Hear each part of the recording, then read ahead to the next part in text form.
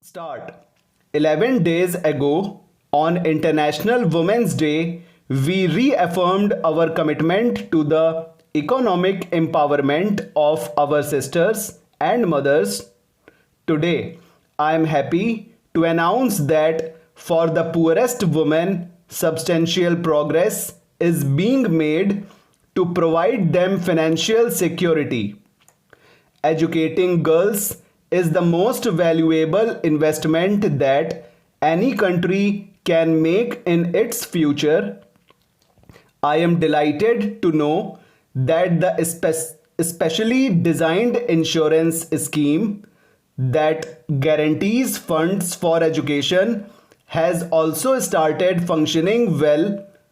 On August 15th last year, I had told my fellow citizens that my government would launch two new insurance schemes for the benefit of the women of the country now. The first would provide funds for girls to complete their education if they lost either of their parents. The second would provide an income to women who lost their husbands or who became disabled, full stop. I had said that these schemes would be operational on Diwali. Thanks to the hard work done by the General Insurance Corporation and its four subsidiaries, this deadline was met. Today, more than 100,000 policies have already been sold. Friends, Bharat Ratna Dr. Amartya Sen, who won last year's Nobel Prize for Economics, has long said that government must invest much more in the social sector and that education for all is the first priority of every developing country. These are my beliefs too. While the provision of education is the responsibility of the states, the center can and must do everything possible to assist them in fulfilling this obligation. The new scheme is one step forward by the center in contributing its might. This scheme recognizes the reality of rural India, where the provision of education to children, especially to girls, is not always the first priority of parents and even less so.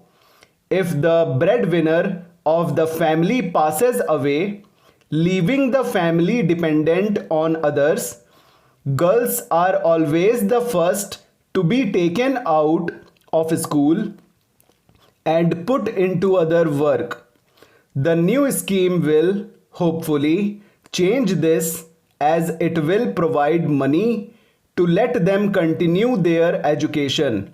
Thus, while it is the states who have to increase the supply of education, this scheme will increase the demand for education.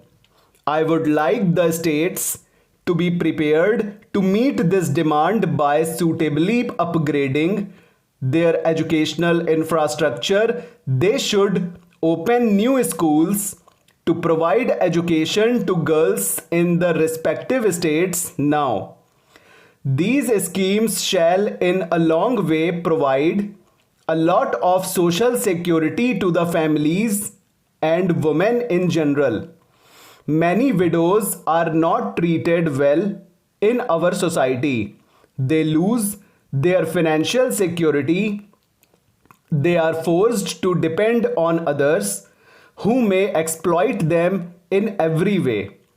The same also applies to self-employed women who, if they are disabled and hence cannot earn any more, become dependent on others. The new insurance policy for women will provide some financial help and hence independence to our women folk.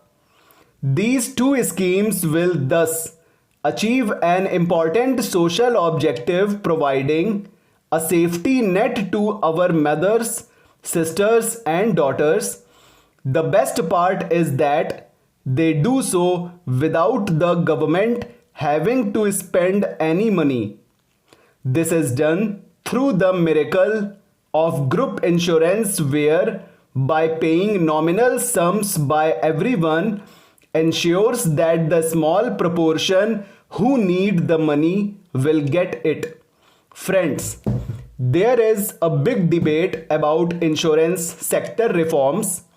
We hope to allow new Indian insurance companies to enter the market soon and compete with the existing players. What is forgotten, though, is the contribution of the existing players. They have expanded the insurance market and have provided risk cover to all kinds of businesses and people. What is important, though, is that they are also providing this risk cover to the poor and the powerless by these and other schemes. I compliment them for this. Provision of these schemes, however, is not an obligation forced on them by an unwilling owner, the government. Rather, thanks to their competence, these schemes are viable on their own.